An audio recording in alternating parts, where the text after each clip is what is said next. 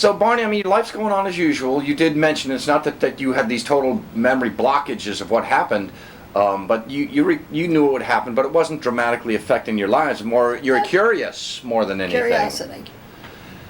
At that point now, Walter Webb, representing NICAP, comes. Does he get involved in the picture? He came and interviewed us a couple of times. Interviews you. Walter's a very highly esteemed researcher, one of the original. Yeah, but see, actually,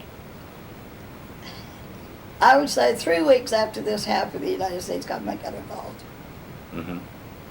Did you notice anything strange? Odd vehicles around your home where you followed? No, your prototypical Men in Black. Did you see any of those? No, they called us from Washington. They were straightforward. They heard about our experience, liked to meet us. They were scientists. They had an interest in UFOs. And so they came, and we had continuing contacts with them for years. So the United States government.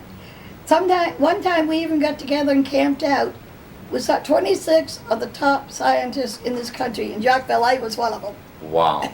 So there was no subversion or subterfuge going on with the government. They were straightforward out of curiosity, and then no one was mocking you or highly skeptical. Oh, they were looking for information. You know, and because this was a highly unique case, and it represented a different genre in the UFO phenomena, whereas it was a close encounter, I guess, of the third kind, or would you call it a fourth kind, where you were abducted? I know that those are the classifications given by Dr. Hynek. But I know it was a landed craft. You saw occupants and you went on board it. Yep.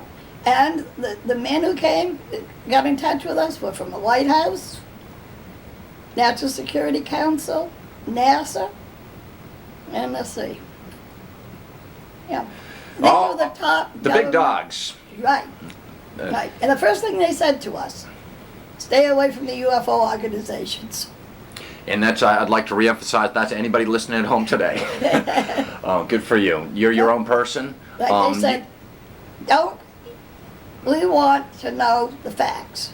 Mm-hmm. And we don't want you even with the possibility of being influenced by something else. Mm-hmm. So stay right away. And I always have. Mm-hmm. And I still have contacts.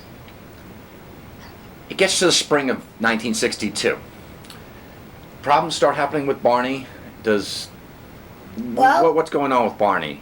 Barney started to, his blood pressure was fluctuating, and he was having anxieties. Well, see, Barney was working the midnight shift, too. So he's driving to Boston, South Station, every night. Had to be there, I think, midnight. And, he's getting home, getting through, at 7, 8 o'clock in the morning. He's trying to sleep during the day, and everything just built up. And he got sick physically. Mm-hmm. Lack of sleep can compound itself. Yeah. At that point, did you equate that to the incident of September 19th? Did you think it was directly related? Was he having any sort of nightmares, or he just couldn't get his sleep? He couldn't sleep, and he was before we started going to Dr. Simon, he'd leave here, start to drive into Boston to go to work, turn around and come home. And he'd just say, I can't do it. I'm too exhausted. I don't feel good. Enter Dr. Simon. And then, no, he wasn't. He was going to his regular family doctor, who's prescribing medications and all, trying to treat him, and he's not improving.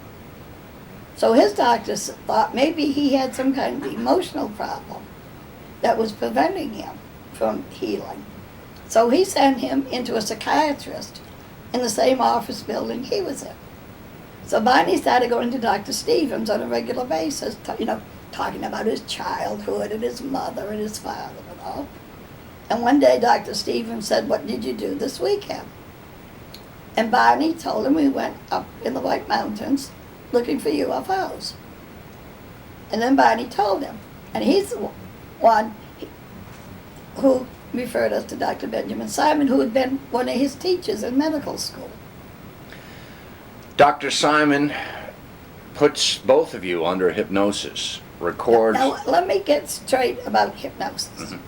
What you hear and what you see is stage hypnosis. We had medical hypnosis, which is the kind that's used in surgery. medical hypnosis, it's a highly trained psychologist don't or know. doctor as opposed to a charlatan with a watch dangling back and forth. Right. Okay. Right. And Dr. Simon, at the end of World War II, had been the director of the Mason General Hospital in New York City for the treatment of servicemen coming back from World War II who had emotional problems. And he was so highly successful using medical hypnosis that the U.S. Army did a documentary of Dr. Simon's work. And in the beginning it was 2 hours long. But then, in 1980, around there somewhere, they shortened the film to 1 hour, and it was shown at public PBS stations, and the name of the film is Let There Be Light. And if you could get a hold of it, it is one of the greatest things you ever saw. So this man has a lot of badges, I guess, in the field Dr. Simon? of his field of psychiatry, but he's not somebody that would lead questions. He's like you said, he had brought a lot of men out of battle fatigue that were emotionally scarred in combat, Yeah. and the casualties in World War I alone of shell shock. Yeah. That men, if they had been treated by trained physicians, and they could have been saved and Well, almost for been brought example, back to normality. In this film, there's a serviceman who's brought in a wheelchair. He cannot walk. Now, he'd been hit by shrapnel. It all had been removed. There was no reason in the world why he couldn't walk, except he couldn't. So he's lying on the bed. Dr. Simon puts in medical hypnosis. And he says to him, get up and walk. He says, jumps out of bed and walks.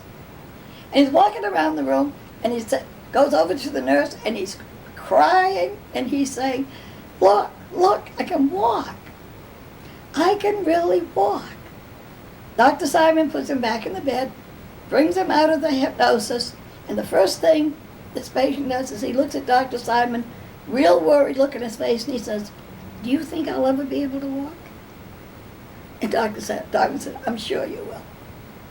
And at the end of the movie, it shows him outdoors playing baseball. So Dr. Simon could help people will their way through agony. Right? This is brought to the public's attention in 1968 or 69 when a movie is made. When you were known, obviously, through newspaper accounts, but you were brought worldwide, I guess, publicity or maximum publicity when the movie was made. No, in 1965, reporter for a Boston newspaper heard about our experience, and without ever meeting us, published it for 5 days on the front pages of the newspaper. It went all over the world at that moment. Without having met you, he took never liberties. met us. He took liberties with the story, and there were some inaccuracies. Yep. Like, what's Well, he was pretty accurate. I was amazed. I still don't know where his source was. do you think that maybe one of your government contacts had leaked this information to him and had orchestrated somehow to get this to the public consciousness? I never thought of that. I don't know. Okay. What myths do you want to dispel about your encounter and things that they fail to mention? Either they fail to mention when people think about the UFO incident with you and Barney, and what are some myths that you'd like to dispel about that? If you can think of any liberties. I've learned some stuff, for instance, tonight. I always thought that they were almond-shaped entities with the alien. You said no, they were very much human-like. They spoke to you verbally as opposed to telepathically. Right. And we had a great time. And you had a great time? Wait a minute, I'll go get Junior so you can see what Junior looks like. Okay, sure. Another thing, I never called them aliens. What did you call beings? What was your... Astronauts. I call them what they were. Astronauts. Okay, sure. That's what they are. I mean, Right. they're... So this is Junior. Now, this is a sort of a composite of what they look. There's individual differences. They do not look alike. There's as much difference among them as there is around any group of people. But this basically shows the characteristics: the larger eyes, nose, mouth, no protruding part, no hair. But this is because he fell off the podium in St. Louis. Oh, And cracked his head. okay.